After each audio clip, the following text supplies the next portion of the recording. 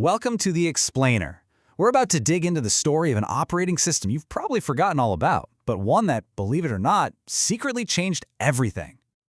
So, if I asked you to name the most important version of Windows, what comes to mind? You're probably thinking Windows 95, right? With that iconic startup sound? Or, hey, maybe the super popular Windows XP. But what if the real hero was an OS that's been almost completely overlooked? Well, today, we're making the case that Windows 2000 was the absolute crucial stepping stone for everything that came next.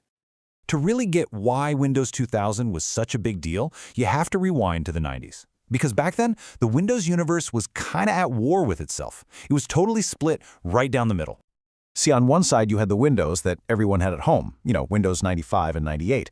But on the other side, for all the big businesses and servers, there was this completely separate and very, very different Windows NT.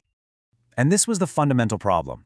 If you were a regular home user, you got Windows 98. It was colorful, it supported all the new hardware like USB, and it was great for games. The problem?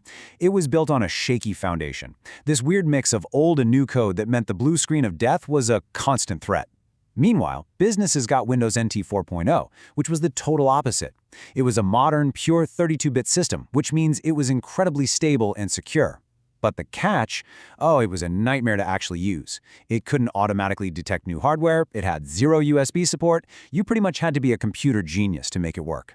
So you were stuck. You had to choose user-friendly features or rock-solid stability. You couldn't have both. So Microsoft knew this split just couldn't last. Their solution was this hugely ambitious project, which they originally called Windows NT 5.0, and it had one single goal: to finally merge these two separate worlds into one single powerful operating system. And after they renamed it Windows 2000, their marketing message was crystal clear. This wasn't just another update. No, this was the answer to that impossible choice. They promised businesses all the easy-to-use features from the home versions, but built on that powerful, reliable foundation they so desperately needed. And let me tell you, this journey was a marathon. It took years of development. The OS finally launched right as the world was celebrating the new millennium, a futuristic date that, its brand new name was definitely meant to capture. So, the big question is, how did they do it? How in the world did Microsoft manage to basically weld together two operating systems that seemed like total opposites? Well, for IT professionals everywhere, this was the absolute game changer. Full plug-and-play support, finally, came to the business world. The days of manually hunting down drivers and fighting with hardware settings were over. Now you could just plug something in and it would actually work. And the list of improvements just kept going. Windows 2000 grabbed that friendly interface from Windows 98. It added support for new stuff like USB devices. And it even created a unified driver model, so hardware companies didn't have to make two separate versions of their software anymore. And they put all of these user-friendly features right on top of that legendarily stable core, the NT kernel, and even added new safeguards to protect critical system files. It really truly was the best of both worlds. But Windows 2000 wasn't just about playing catch-up with the consumer side of things. It also introduced brand new technologies that would become the bedrock of corporate IT for the next decade. And at the heart of this revolution was something called Active Directory. This was the real game changer. Think of it like a digital phone book and a rule book for an entire company, all in one. For the first time, IT departments had one central place to manage every single user, computer, and printer on the network. It was so powerful and so scalable that it just became the standard for businesses everywhere. And beyond Active Directory, it brought in all this other foundational tech.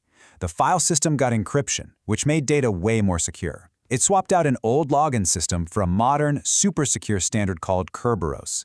It even added tools that let administrators centrally manage a user's settings and data, giving them a level of control they had only dreamed of before. So, with all this incredible technology, Windows 2000 should have been this massive, undisputed success story, right? Well, the reality is a little more complicated than that. Its launch was rocky, and its legacy became pretty troubled. This wasn't just a throwaway line. Microsoft went all in on reliability and security. They were telling the world that this was the most stable, most secure version of Windows ever built, a direct shot at the infamous crashing of Windows 98. But then, just 3 days before the launch, that whole message just got blown to pieces. a leaked internal memo dropped a bombshell on the press, and it all came down to one very big number. Over 63,000 potential known bugs. Now look, in a software project this massive, having a huge bug count isn't necessarily that unusual. But the number itself, leaked at the absolute worst possible time, well, it created a massive PR crisis and made the OS seem unfinished and just unreliable from day one. And that perception got even worse when Windows 2000 became a prime target for some of the most infamous viruses and worms of the early internet. Attacks like Code Red, Nimda, and Blaster exploited vulnerabilities, especially in its web server software, causing chaos and further damaging its reputation for security. And yet, here's the twist in the story. Despite all the bad press, despite the security holes in some of its extra features, the fundamental core of the operating system itself was incredibly solid. And the people who actually used it every day, the IT pros, the computer science experts, they knew the truth. As this quote from a classic textbook says, the underlying system was the most stable OS Microsoft had ever made. And that came from years of mature code and a ton of testing. In fact, that core was so good that it became the direct foundation for its superstar successor, Windows XP. I mean, Microsoft basically took the rock-solid engine of Windows 2000, gave it a colorful new paint job, and created one of the most beloved operating systems of all time. But here's the really wild part. A modified version of that same core was so good, it was also used to power both the original Xbox and the Xbox 360. So, while it never really got the fame of Windows 95 or the love of Windows XP, you could argue that Windows 2000 was more important than both of them. It was the critical bridge that finally ended the chaos of the 90s, and it quietly built the stable foundation that everything, from our desktops to our game consoles, would depend on for years.